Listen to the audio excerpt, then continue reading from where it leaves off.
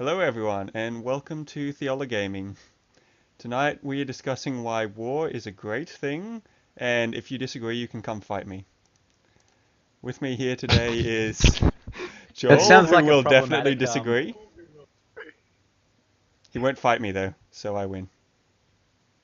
No, I'll fight you. I'll fight you. Do as I IRL, say, not bro. as I do. Where's that pacifism?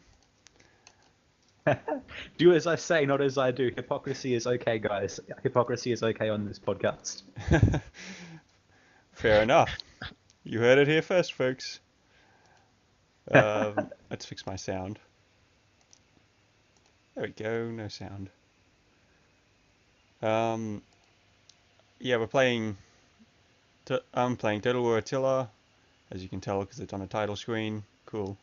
Um, Also with me here today is Jacob Good evening.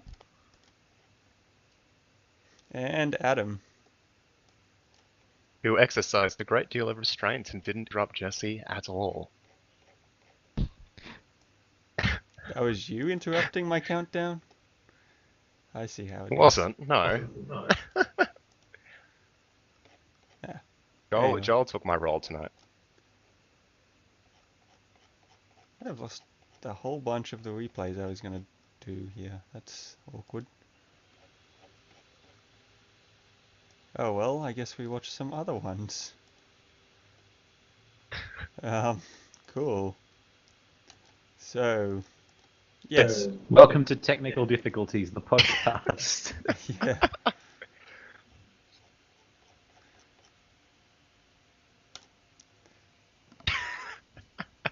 All right. I mean, do we have a name for like our non-existent fans yet? Are they like Theolo gamers or T-gamers or Theolos or technical difficulty heads or something? Fans generally The come up Yellow with fan Gamers? names. I only know one channel where they didn't do that themselves. The Me YOLO fans. gamers, is that what's just been suggested?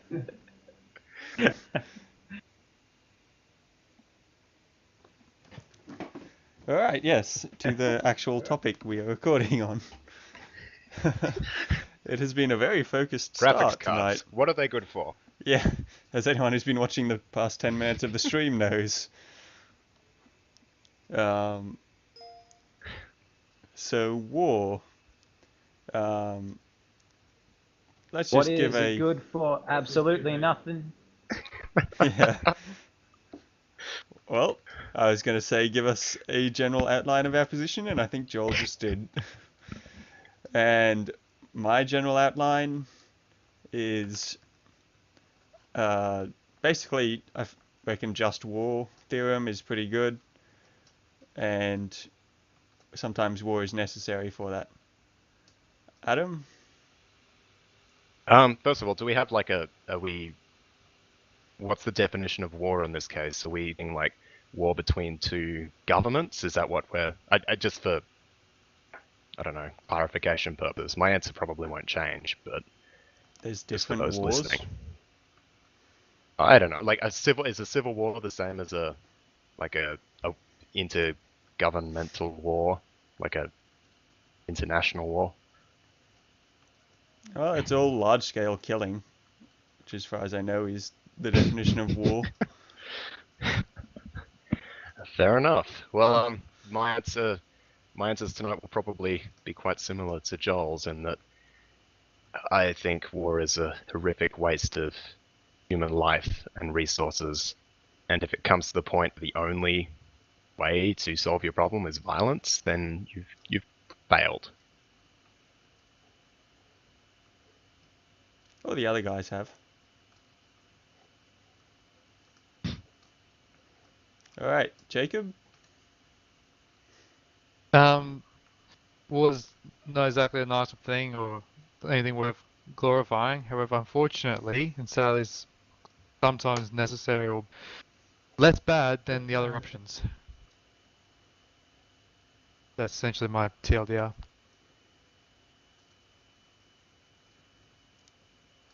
All right. Well, First, I'll just quickly go over what just war theorem actually is, and that will probably give us a springboard to discuss. Theory, yeah?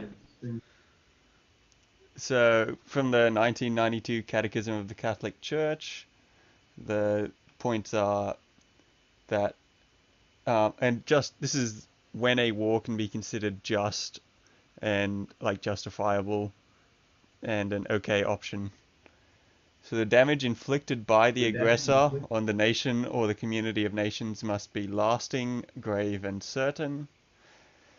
So it's got to be a pretty serious reason, serious damage to the country that's being fought against, I guess, by the aggressor. Also important that it notes aggressor there, meaning that it's defensive wars. Though I would actually argue that in sometimes an aggressive war is also justifiable, but we can get into that, I'm sure. Oh gosh. All other means of putting an end to it must have been shown to be impractical or ineffective. There must be serious prospects of success, and the use of arms must not produce evils or disorders greater than the evil to be eliminated. And with the side note of the power of modern means of destruction weighs very heavily in evaluating this condition. So, what do people think? So what if they use 2 nuclear bombs? We're allowed to use 1? Is that what you're saying? I don't think it's quite that. If we think they're going to use 2 nuclear bombs, we're allowed to use 1 to stop them from using the 2, I think is how most people would understand it to mean. Pretty much, yeah. It doesn't actually have to mean that someone's doing a thing, like the whole idea is to prevent someone from doing a thing. Yeah. Like So- reasonable cause, So I guess. if I reckon someone is a threat, then I can respond to the level of threat that I think they're going to pose with a lower level of action, which is a nice way of excusing pretty much anything, really. Anything can be just war if you can justify it. Well, it has the other things in there, such as all other means of putting an end to it must have been shown to be ineffective. But again, this is such a subjective thing. It's very easy to go, yeah, well, there was nothing else we could do. We had to go to war, when there may well have been other avenues that have just not been considered. You know, how quickly do people go, all our options have been exhausted? I mean, there's no guidelines sort of for determining that. It's just saying, well, whatever seems like a good idea at the time, and phrasing that in words that make it sound like it's an actual meaningful statement, but really that's what it boils down to.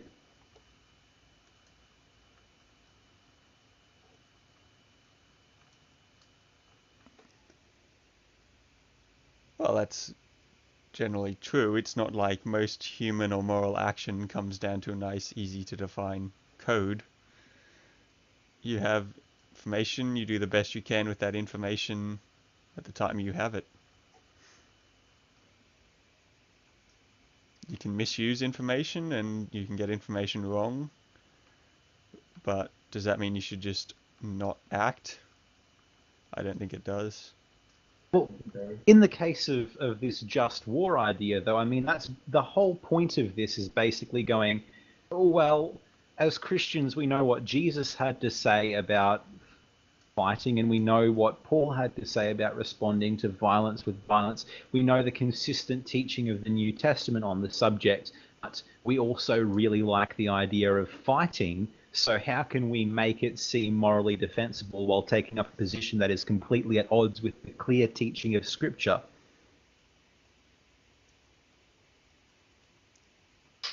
Well, I think it's not so much talking about fine thoughts and not gain, because I think that we can agree upon is not necessarily ideal. It's more protecting what you have. Like otherwise, I think Again, not a biblical concept. Like, so what you're that's saying the is we whole should point. surrender, and then someone says, "I want to poke a toothpick at you." Surrender the whole country. We give it up, guys.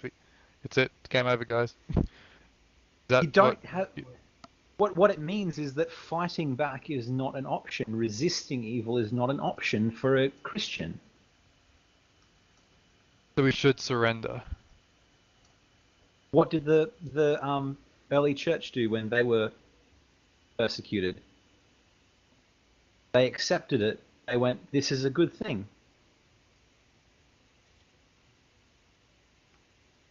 Well, they had no serious prospect of success, nor was their organization, nor was there any... This is fair enough.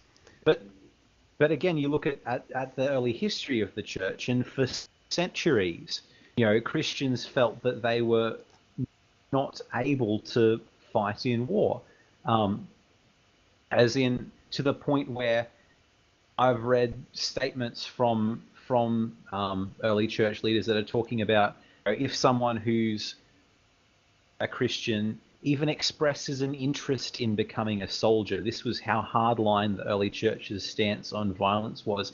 If someone who is a Christian even expresses an interest in becoming a soldier, well, you ought to discipline them because that's not an acceptable thing. It'd be like,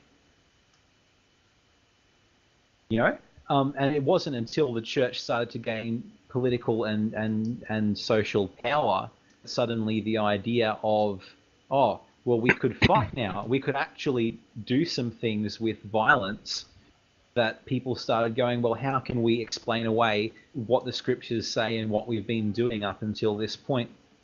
And then Augustine comes along with his second worst idea of all time, which is the just war theory, and everything goes to hell. See, I would argue the early church was wrong in their assessment. Because you look at what Jesus did when he talked to soldiers. There's plenty of soldiers he talked to, centurions. And like when he talked to a prostitute, for example, loving, caring, but told her to change her ways. When he talked to the soldiers, loving, caring, not a word about changing their ways. He didn't see it as something that they were doing wrong. Which encounter with a prostitute are we talking about here? Which encounter with a prostitute are we talking about here? Well, more the women at the well is what I'm thinking of. Did he tell her to change her ways? I don't recall that from that story. Well, he just identifies her situation, and she goes, "Flip, this guy knows me." That's true. I guess that's implicit. Well, I didn't look into the only case that, I can think of... Yeah, well, when you're talking about that, the only situation that I can think of where he tells someone guilty of something like that to stop doing it is in John 7, I think it is, where the woman caught in adultery, and he's like, hey, don't throw rocks at her, but also don't sin. But that's a very different...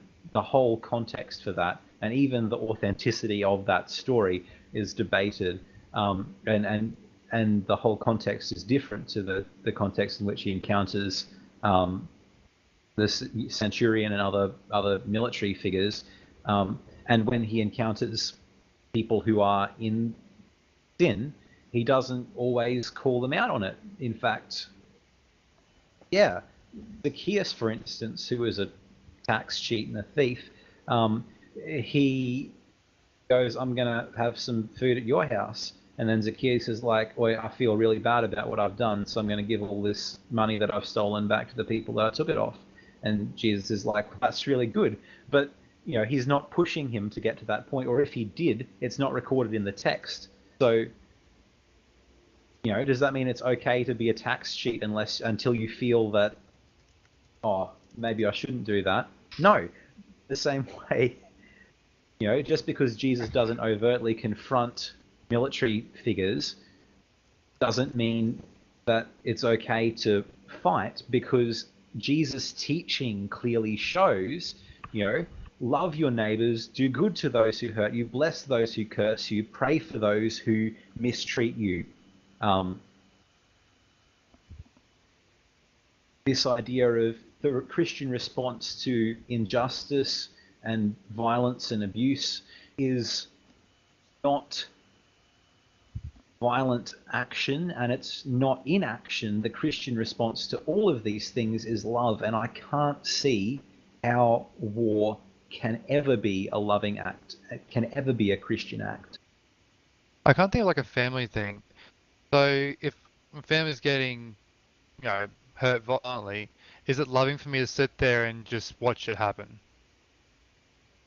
I don't see how that's Well, loving.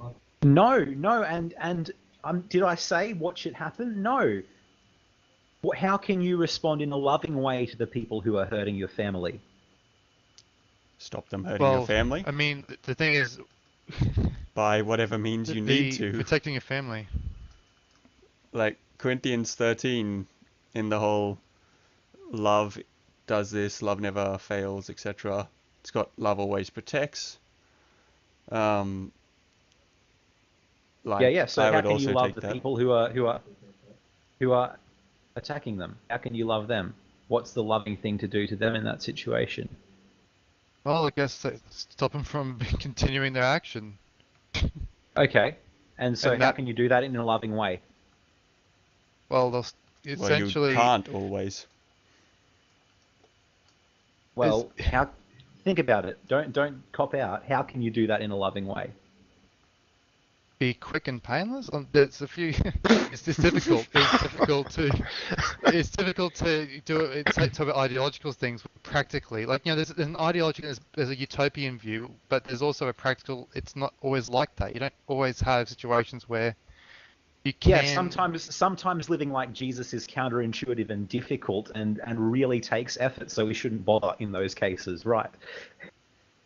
No, I can only see one Christian response a situation like that if your family's lives are at risk, and most of us aren't going to be in that situation anyway, so it is a bit of an extreme situation, but the Christian response in that situation is you sacrifice yourself to save them.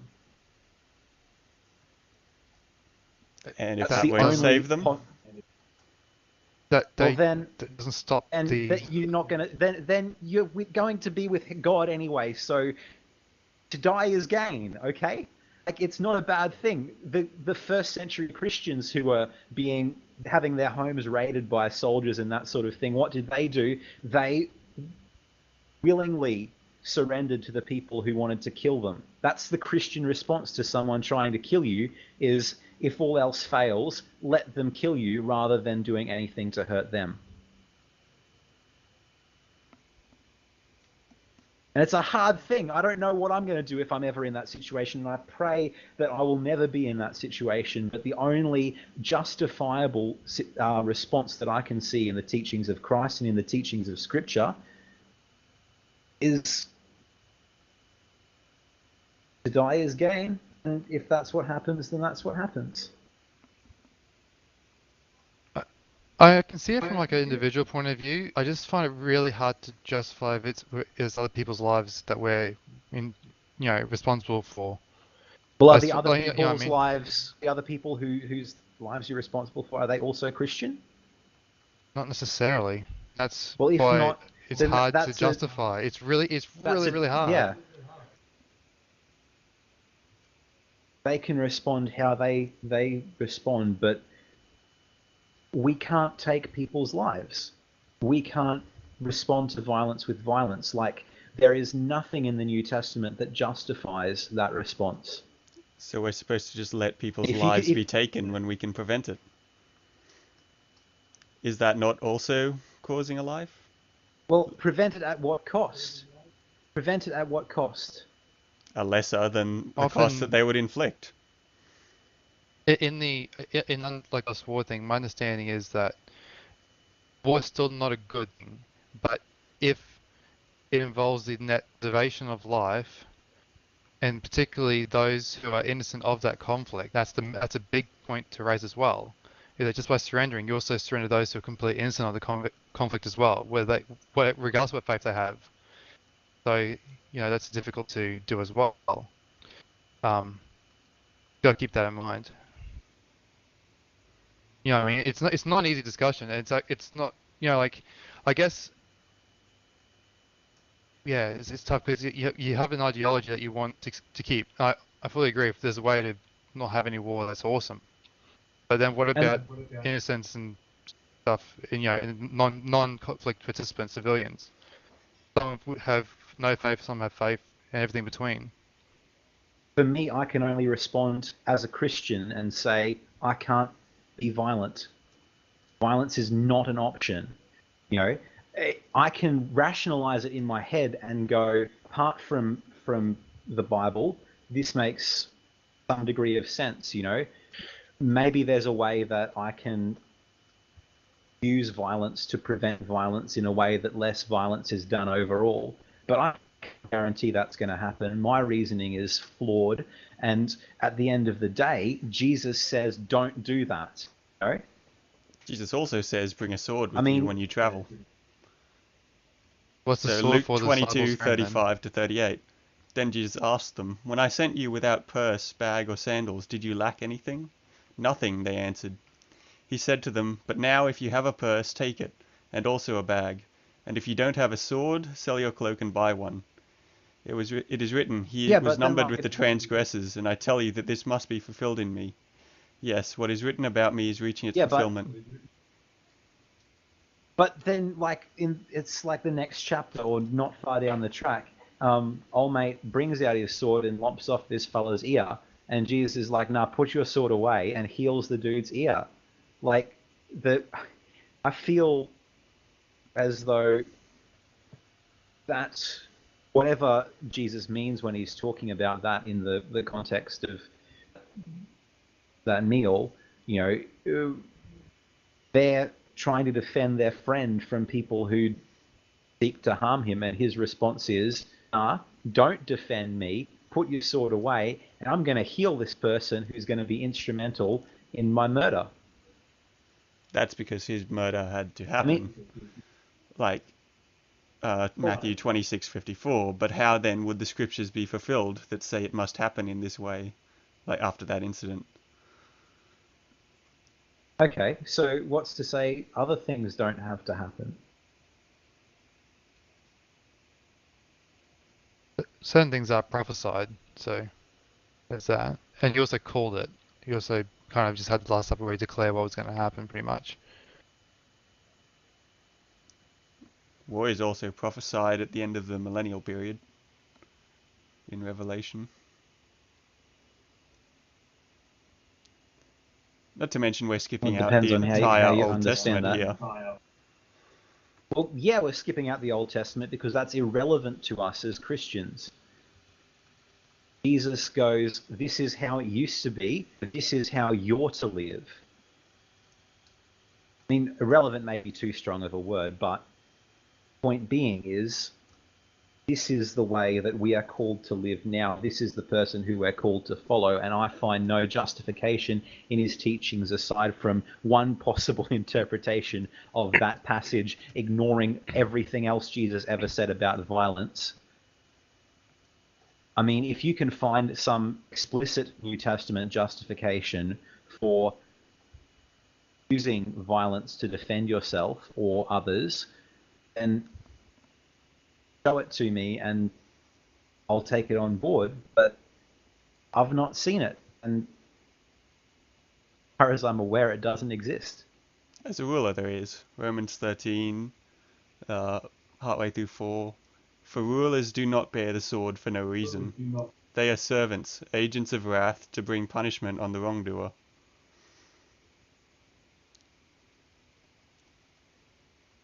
Yeah, but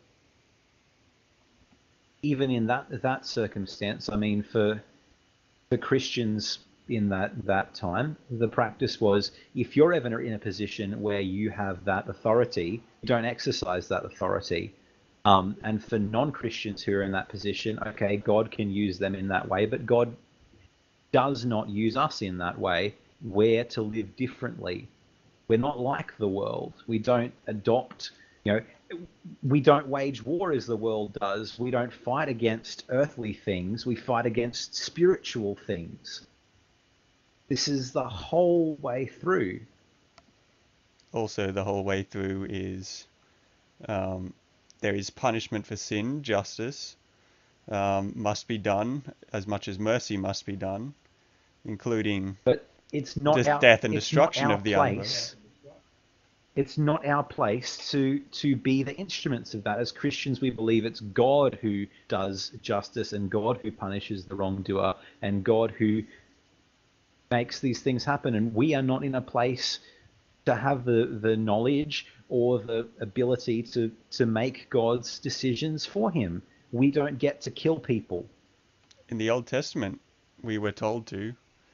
And like that Yeah, but passage the I New just read, Testament, the we're rulers told are not still to. doing the same thing. They're still Yeah, but they're not God's Christians. agents. Christians who are in those, the rulers aren't Christians. They may be God's agent in doing that. God can use the pagan authorities to do that. But Christians who go to those positions of authority don't have that right. And we can see that in the teachings of the church fathers all the way through. Up until they decided, oh, this is convenient to actually be able to have this political power and to use it for our ends. But you go back to the Bible and you go back to what people back then actually did, and there's this clear distinction between this is the way the world deals with things and this is the way we deal with things. God can use the people in the world to achieve his ends in ways that seem counterintuitive to us, but for us, when we're in those situations, we must live as Christ, and we can't, these aren't options that are available to us.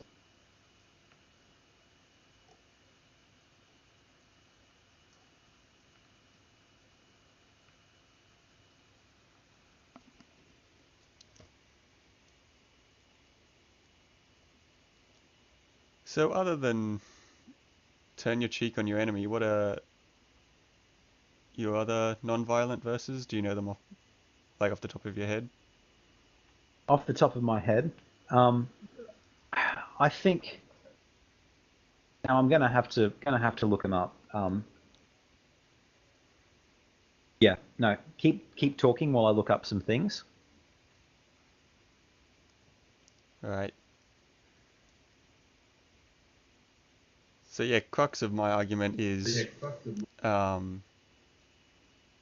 must protect, and also the point with the Old Testament before was that oftentimes God himself was also described as a man of war. He commanded Israel to make war on those who he proclaimed judgment on, and this is the same God that we believe has not changed into the New Testament and is also Jesus, who, depending on interpretations of that passage in Joshua about commander of the Lord's army, where you can see that as Jesus because it wouldn't be an angel because it accepts worship.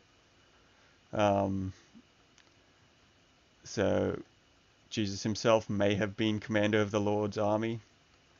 Not to mention he's got pretty warlike imagery associated with him in Revelation at times.